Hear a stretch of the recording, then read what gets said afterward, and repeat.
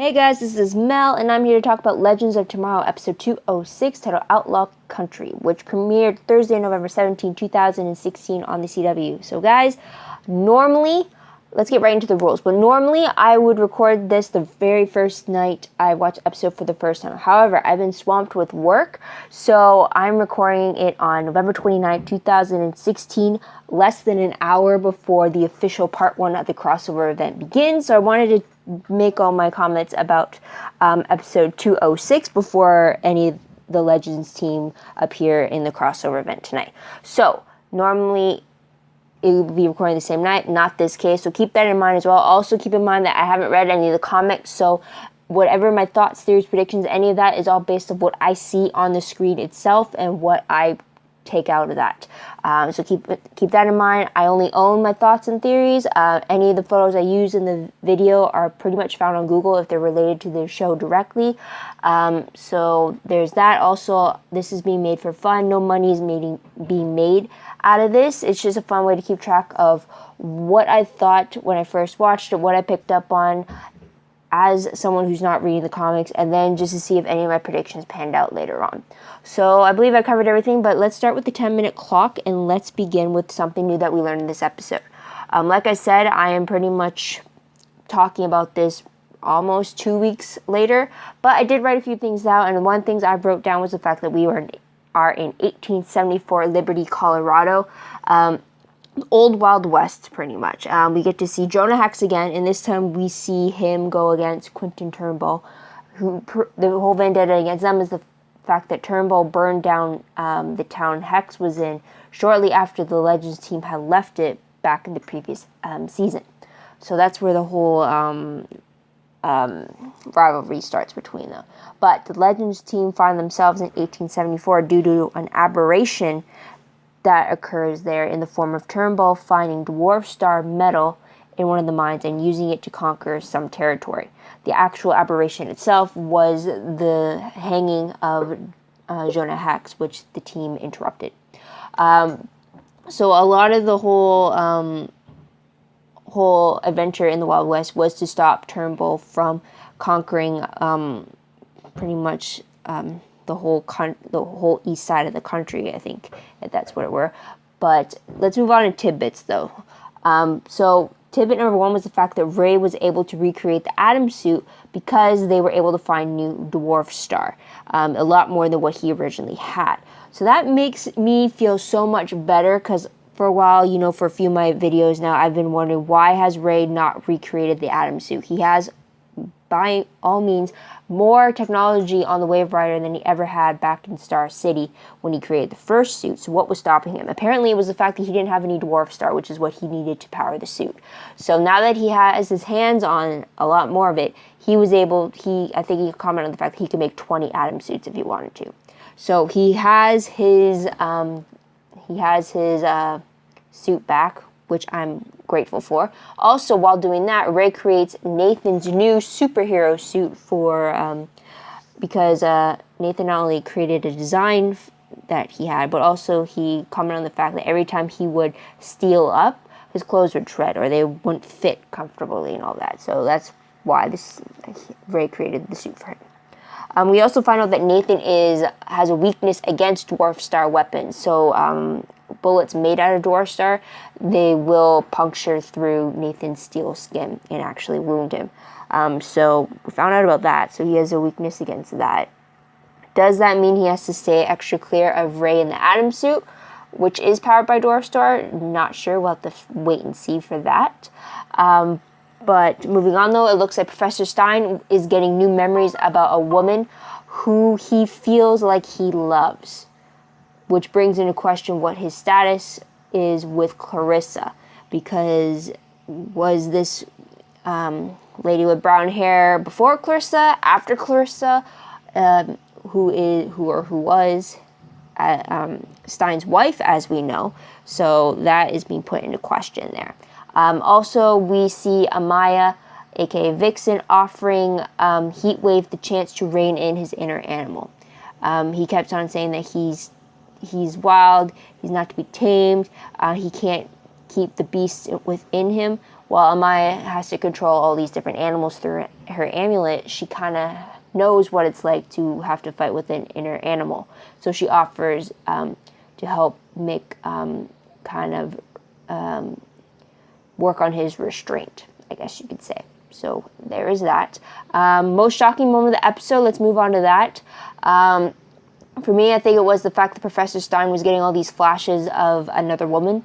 I definitely was not expecting that to happen, though it makes sense that now that he's literally interfered with his past self twice now, it was bound to happen that he would mess up his own history, I guess you could say. I just wasn't expecting to see such a blowback, if you were. Let's move on, though, to top 3 favorite moments. The first one has to be the fact that Ray recreated the Atom suit, and he created a suit for Nathan. I mentioned it before, how I really like that, so that's definitely a major favorite for me as well. Another favorite has to be the growing dynamic between Heatwave and Amaya, aka Mick and Vixen. It was really interesting to see them bond over the whole inner animal thing, how she was able to observe these things about Mick and try to correlate them in a way that he could easily relate to without feeling vulnerable, if that makes sense. I don't know, but I really like the connection that was being formed between the two of them. And the fact that she offered to help him and then he accepted. That was a huge plus for them there.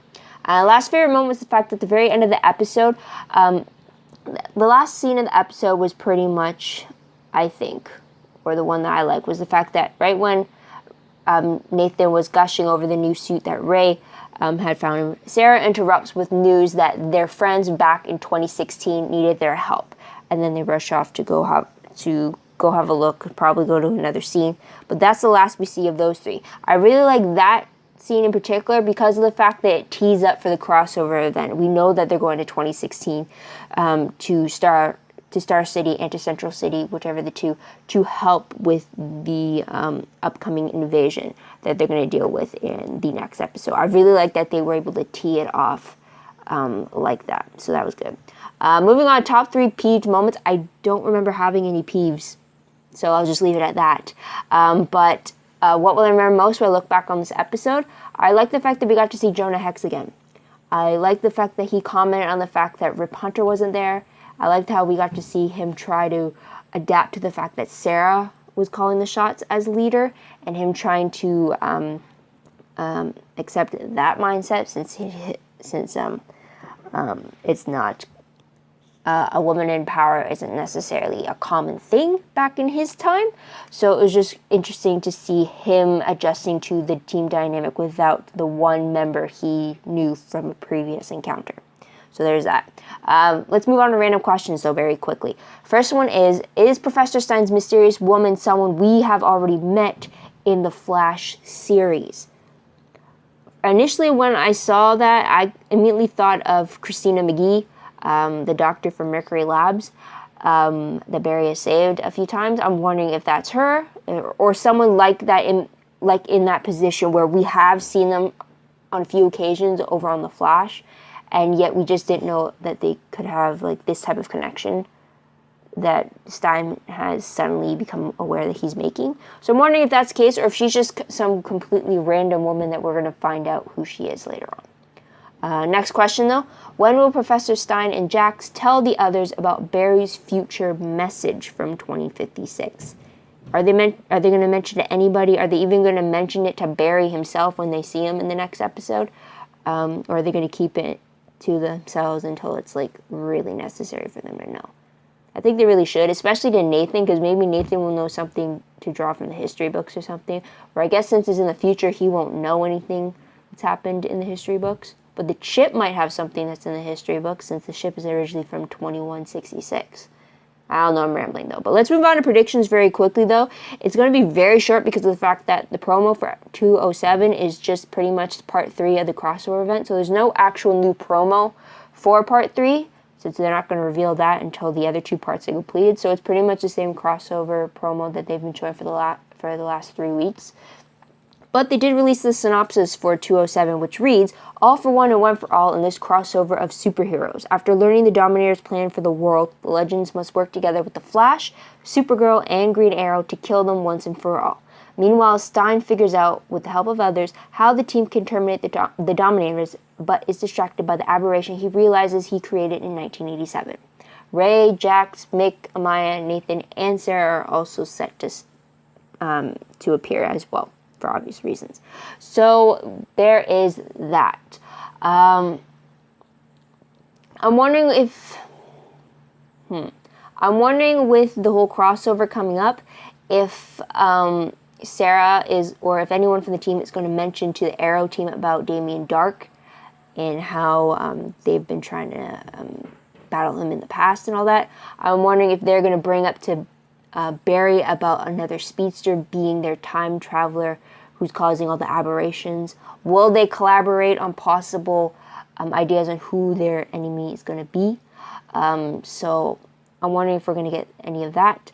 But otherwise, I don't really have any predictions as to anything that could happen further on, because I'm still stuck on the fact that the crossover is literally happening for me in half an hour. Pretty much. So I'm pretty excited about that, though. So aside from that, what did you guys think of episode 206? What do you think is going to happen next? Let me know in the comments down below. I'd love to hear about it, as well as your own thoughts and theories. Also, don't forget to like this video, subscribe to my channel, and check out my other videos if you haven't done so already. And there's the timer. If you want, check out my Tumblr page. The link for that is down below. I reblog promos, web clips, quotes, GIFs, synopses, all of that as best I can. So go follow me there if you want. My WordPress account is also attached to my Tumblr page, and through my WordPress you can go to my fan fiction, my YouTube channel, my Tumblr page, anything that's pretty much my live journal, even anything I post online is going to be connected to that WordPress account, so go follow me there if you like as well. And that's about it. So guys, for next week, because it is the crossover event, I am going to be posting one big video that's going to cover all 4 parts of the crossover event. So it's just one video you're going to have to look out for, so I really suggest you watch all parts of it, unless you're going to be spoiled when it comes to that video. So just be on the lookout for that, though. But aside from that, thank you guys for tuning in. Thank you for your patience. I hope you come back to look at that crossover video I want to talk about. But until then, guys, this is Mel, wishing you all a great day, great week wherever you are. Bye for now.